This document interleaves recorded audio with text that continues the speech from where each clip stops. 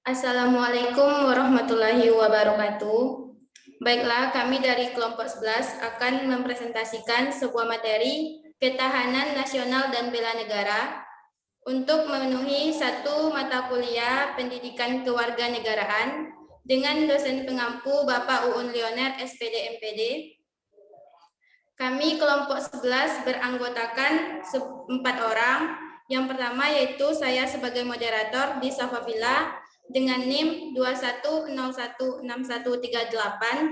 Yang kedua, Jerry Anugrah Ilahi dengan NIM 21232027. Selanjutnya, Lara Syafira dengan NIM 21129062.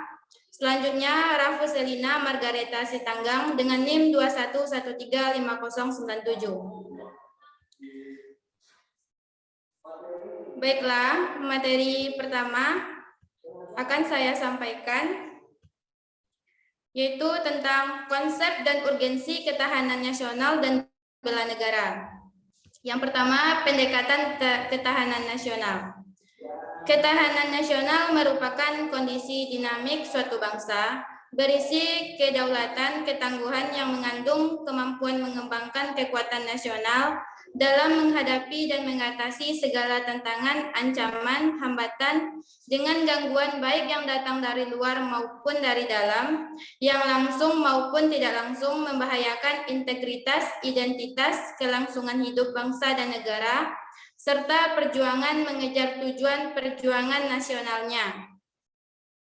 Tujuan nasional menjadi pokok pikiran ketahanan nasional karena sesuatu organisasi dalam proses kegiatan untuk mencapai tujuan akan selalu berhadapan dengan masalah-masalah internal dan eksternal sehingga perlu kondisi yang siap menghadapi. Selanjutnya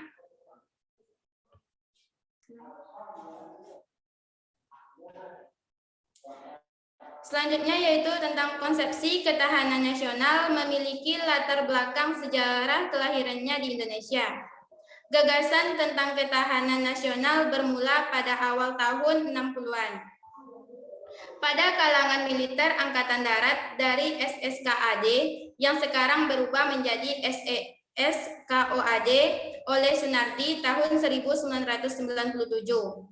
Masa itu adalah sedang meluasnya pengaruh komunisme seperti Laos, Vietnam, dan sebagainya sampai ke Indonesia. Baiklah. Materi selanjutnya, hakikat ketahanan nasional. Pada hakikatnya, ketahanan nasional adalah kemampuan dan ketangguhan bangsa untuk dapat menjamin kelangsungan hidupnya menuju kejayaan bangsa dan negara. Penyelenggaraan ketahanan nasional menggunakan pendekatan kesejahteraan nasional dan keamanan nasional di dalam kehidupan nasionalnya. Kesejahteraan untuk mencapai ketahanan nasional dapat digambarkan sebagai kemampuan bangsa menumbuhkan dan menyumbangkan nilai-nilai nasionalnya menjadi kemakmuran sebesar-besarnya yang adil dan merata. Baiklah, materi selanjutnya untuk menambahkan materi yang saya sampaikan akan dilanjutkan oleh Saudara Jerry Anugrah Ilahi. Kepada saudari dipersilahkan.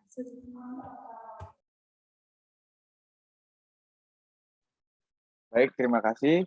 Selanjutnya saya akan membacakan sifat-sifat ketahanan nasional. Yang pertama, manugal. Antara trigata, aspek alamnya, dan pancagrata, aspek sosial. Sifat integratif tidak dapat diartikan mencampur adukan semua aspek sosial, tetapi integrasi dilaksanakan secara serasi dan selaris. Yang kedua, marwas. Ke dalam tanas terutama diarahkan kepada diri bangsa dan negara itu sendiri, karena bertujuan mewujudkan hakikat dan sifat nasionalnya sendiri. Hal ini tidak berarti bahwa dianut sikap isolasi atau nasionalisme sempit.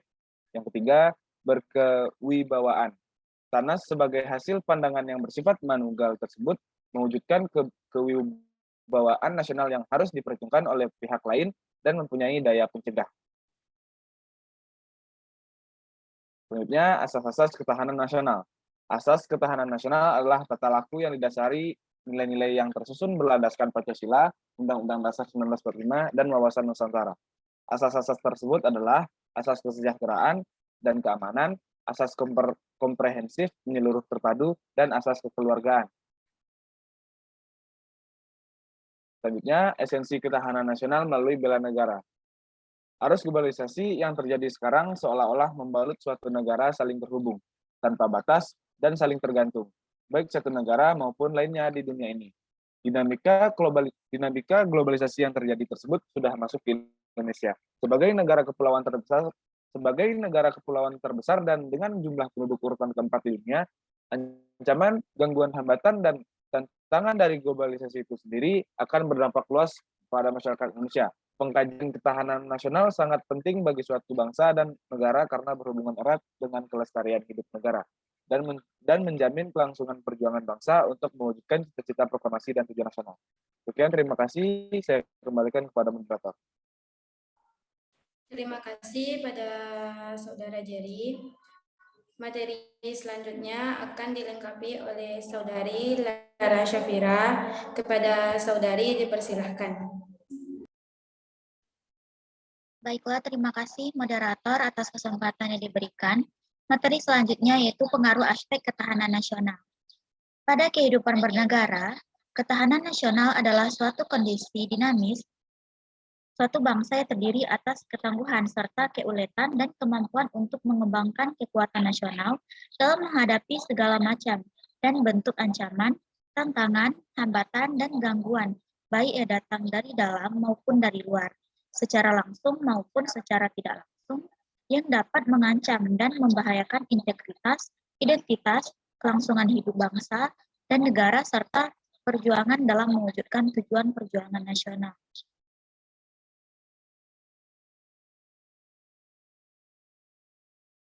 Selanjutnya, contoh-contoh aspek yang mempengaruhi ketahanan nasional. Meliputi yang pertama, pengaruh aspek ideologi adalah sistem nilai yang merupakan kebulatan ajaran yang memberikan motivasi. Dalam ideologi terkandung konsep dasar tentang kehidupan yang dicita-citakan oleh bangsa. Yang kedua, pengaruh aspek politik. Politik di Indonesia dalam maupun luar negeri yang masing-masing berpengaruh dalam berbagai hal. Yang ketiga, pengaruh aspek ekonomi. Sistem perekonomian yang diterapkan oleh suatu negara akan memberi corak terhadap kehidupan perekonomian negara yang bersangkutan. Yang keempat, pengaruh aspek sosial budaya. Kebudayaan diciptakan oleh faktor organikologis, manusia, lingkungan alam, lingkungan psikologis, dan lingkungan sejarah. Dalam setiap kebudayaan daerah, terdapat nilai budaya yang tidak dapat dipengaruhi oleh budaya asing. Dan yang terakhir, kesemestaan daya upaya seluruh rakyat Indonesia sebagai satu sistem keamanan negara dalam mempertahankan dan mengamankan negara demi kelangsungan hidup dan kehidupan berbangsa dan bernegara Republik Indonesia. Selanjutnya, pembinaan ketahanan nasional. Upaya untuk memperkuat ketahanan nasional memerlukan langkah pembinaan berikut. Yang pertama, pengamalan Pancasila secara objektif dan subjektif terus dikembangkan serta ditingkatkan. Yang kedua, Pancasila sebagai ideologi terbuka perlu terus direlevansikan dan diaktualisasikan nilai instrumentalnya agar tetap mampu membimbing dan mengarahkan kehidupan dalam bermasyarakat, berbangsa, dan bernegara selaras dengan peradaban dunia yang berubah dengan cepat tanpa kehilangan jati diri sebagai bangsa Indonesia. Yang selanjutnya, yang terakhir, Sesanti Bhinneka Tunggal Ika dan konsep wawasan Nusantara yang bersumber dari Pancasila harus terus dikembangkan dan ditanamkan dalam masyarakat yang majemuk sebagai upaya untuk selalu menjaga persatuan bangsa dan kesatuan wilayah serta moralitas yang loyal dan bangga terhadap bangsa dan negara.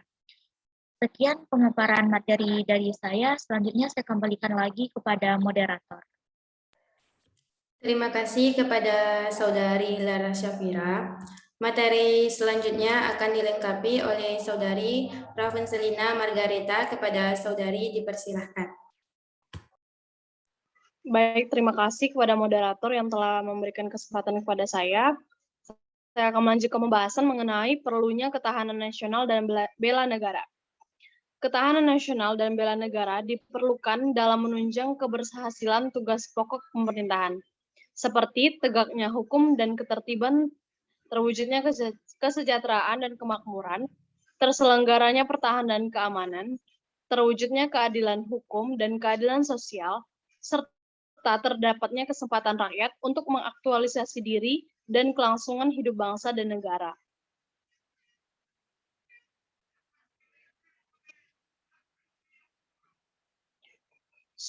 Untuk ketahanan nasional dan bela negara mempunyai 3 fungsi. Untuk poin pertama, sebagai daya tangkal. Dalam kedudukannya sebagai konsepsi penangkalan ketahanan nasional, Indonesia ditujukan untuk menangkal segala bentuk ancaman, gangguan, dan hambatan.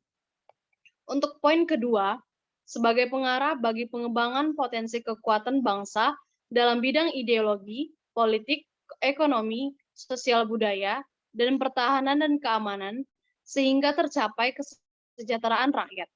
Untuk poin ketiga, pengarah dalam menyatukan pola pikir, pola tindak, dan cara kerja yang dibuat pemerintah yang memuat kebijakan dan strategi pembangunan dalam setiap sektor untuk mencapai tujuan nasional mewujudkan masyarakat adil dan makmur. Sumber historis, sosiologis, dan politis tentang ketahanan nasional dan bela negara. Sumber historis, secara historis, gagasan tentang ketahanan nasional bermula pada awal tahun 1960-an di kalangan militer Angkatan Darat. Di SSKAD yang sekarang bernama SESKOAD oleh Sunardi tahun 1997. Masa itu sedang meluasnya pengaruh komunisme yang berasal dari Uni Soviet dan Cina. Pengaruh komunisme menjalan sampai kawasan Indochina sehingga satu persatu kawasan Indochina menjadi negara komunis seperti Laos, Vietnam, dan Kamboja. Tahun 1960-an terjadi gerakan komunis di Filipina, Malaysia, Singapura, dan Thailand. Bahkan gerakan komunis Indonesia mengadakan pemberontakan pada 30 September 1965, namun akhirnya dapat diatasi. Untuk sumber sosiologis, ketahanan nasional bermula dari ancaman setelah Perang Dingin terhadap budaya dan kebangsaan. Inti ketahanan nasional pada dasarnya berada pada tataran mentalitas bangsa Indonesia sendiri dalam menghadapi dinamika masyarakat itu sendiri. Untuk sumber politik, ketahanan nasional dewasa ini sangat dipengaruhi oleh kondisi ketidakadilan sebagai musuh bersama. Konsep ketahanan juga tidak hanya ketahanan nasional, tetapi sebagai konsepsi yang berlapis atau ketahanan berlapis. Lembaga Ketahanan Nasional atau Lemhanas RI sebagai lembaga yang mengembangkan konsep ketahanan nasional Indonesia sudah membuat badan khusus yang bertugas mengukur tingkat ketahanan Indonesia. Badan ini dinamakan Laboratorium Pengukuran Ketahanan Nasional sebagai bagian dari Lemhanas RI. Untuk pembahasan sekian dari saya kembalikan kepada moderator. Terima kasih. Terima kasih kepada Saudari Rafuselina Margareta.